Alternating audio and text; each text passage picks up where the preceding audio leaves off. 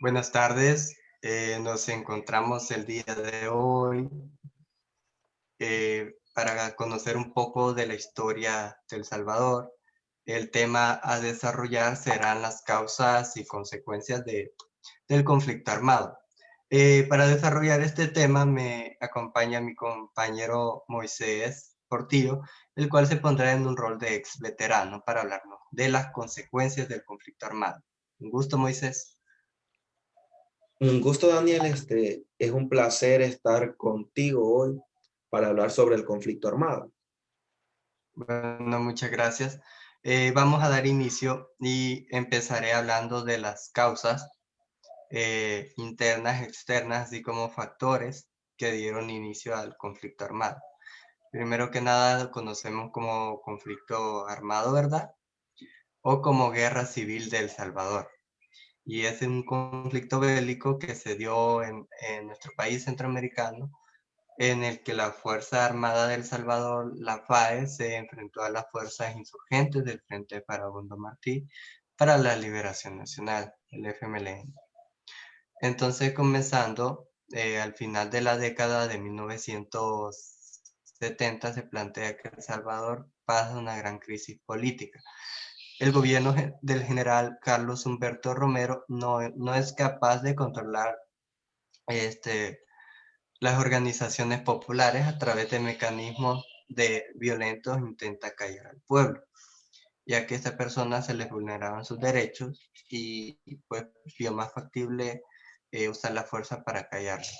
La situación se agrava con el impulso de que la Ley de Defensa y Garantía del Orden Público, que se basa en la doctrina de seguridad nacional, este golpe causa un golpe de Estado en 1976 que pretendía controlar la situación, pero tampoco es capaz. Y dentro de este panorama se gesta el conflicto armado, el cual corresponde con causas externas e internas. Como causas internas, tenemos que la primera junta revolucionaria del gobierno no puede hacer frente a la crisis política ni a las demandas por parte del pueblo, por la, por la población, por lo cual responden con movilizaciones de organizaciones populares con cuotas de represión.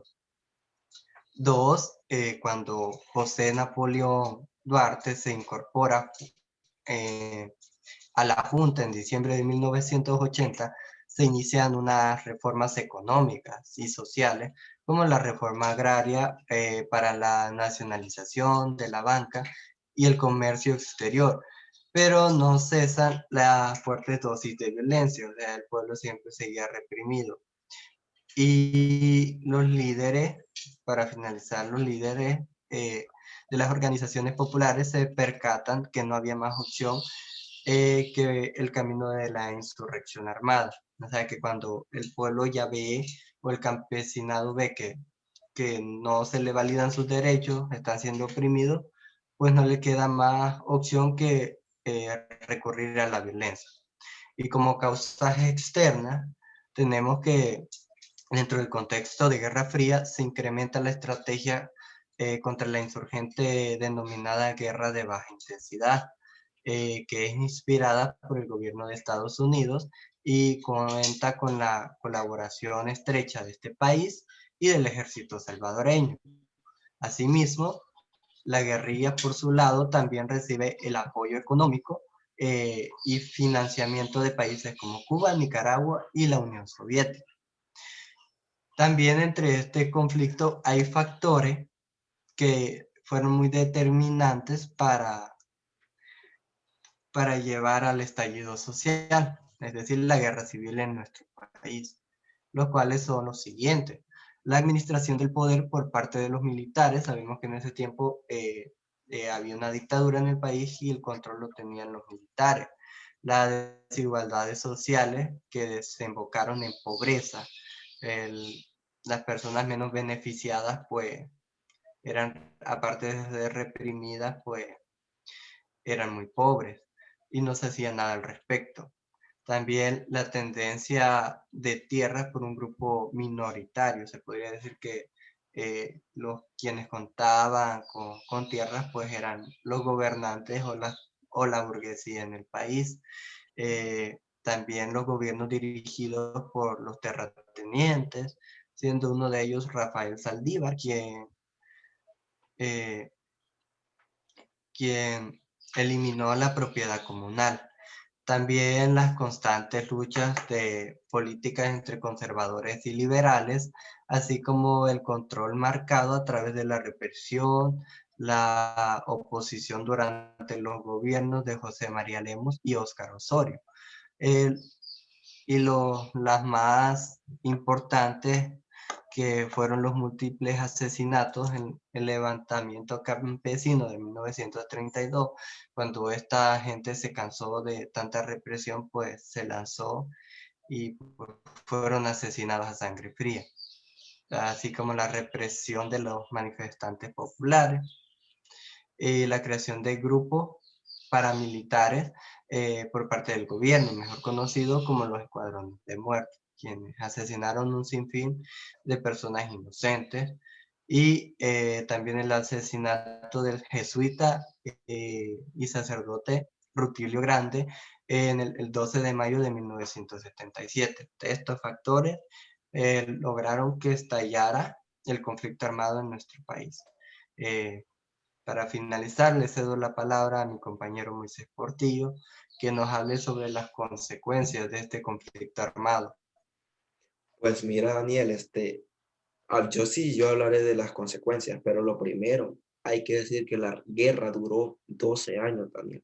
12 años donde hubieron matanzas, donde la economía bajó, donde hubieron muchos desaparecidos.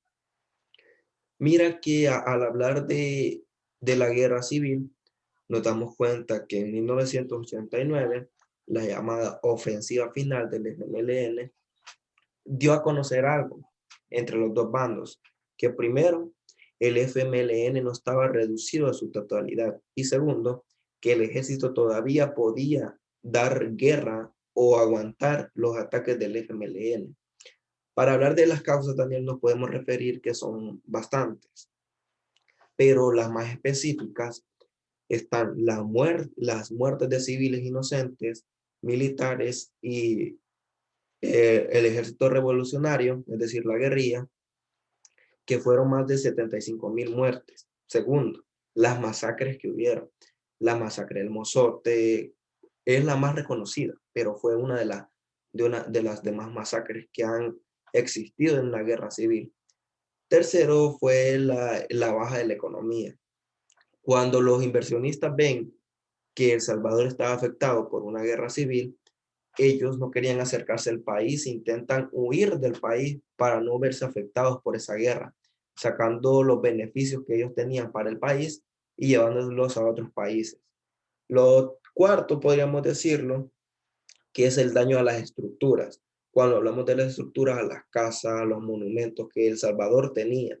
Si El Salvador no hubiera entrado en una guerra civil, esos monumentos todavía existieran y lo hubiéramos conocido. Y muchas generaciones futuras hubieran conocido esos monumentos. También, Daniel, podemos hablar que fue un factor importante para la inmigración salvadoreña, porque a causa del conflicto armado, muchas personas o muchas familias se separaron o se fueron juntas inmigrando, corriendo el peligro del conflicto armado. Y también podemos hablar de la posguerra, aunque la posguerra no se da por el conflicto armado, pero son las personas, los hijos de los que se fueron inmigrando, regresan a unirse a bandas delictivas también y crean matazones. Y pues, hablando sinceramente, El Salvador nunca ha tenido una paz verdadera, porque en la posguerra hubieron demasiadas masacres también.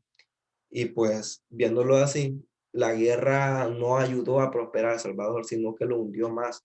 Si no hubiera existido la guerra o si hubieran tratado de negociar antes que se diera el conflicto, el levantamiento de armas, El Salvador sería un lugar próspero.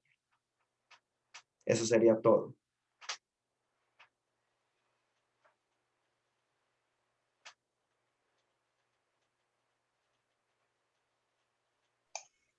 Bueno, muchas gracias, compañero.